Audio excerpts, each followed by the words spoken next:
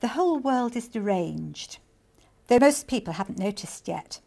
Everything still looks normal, but when he breathes in, Serge can detect it, a faint whiff of madness in the air.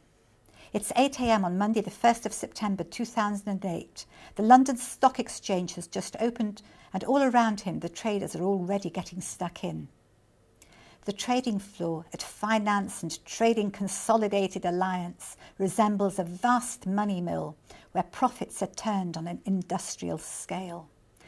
The cavernous hall seats some 600 people, and on each desk a bank of flickering monitors registers minute by minute the restless surge and fall of the markets.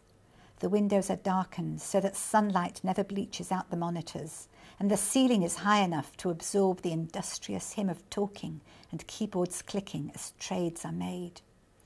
But in spite of that, the air inside has a dead quality, a scorched sulphurous taint of hot plastic from hardware that has been running non-stop ever since it was installed, because to pause or even switch off for a moment would be a moment in which you weren't making money. One of the things I set out to write about in this book was money, this crisis of capitalism, the state of finance and the city, because I could see that all around me lives were being turned upside down by this crisis, which I couldn't really understand. And so I wanted to get to grips with it myself. And I thought also that if I'm so fascinated by this, I'm sure other people will be. So I set out to uncover what was going on and to maybe present it in a story that makes some things clear, but also is quite entertaining.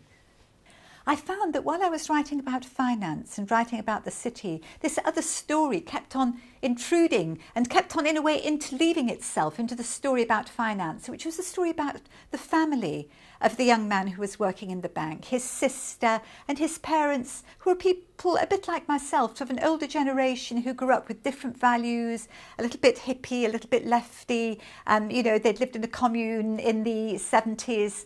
And somehow I realised that really these two stories belong together, because they're the stories about how our values change with time.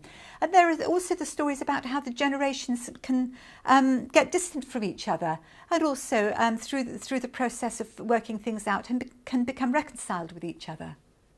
The title of the book just popped out from one of the things that one of the characters says, and it's a reflection on his life in the commune, and also in a way a reflection of the variety of different characters that walk across the pages of this book, mostly alive, but some of them do meet an unfortunate end.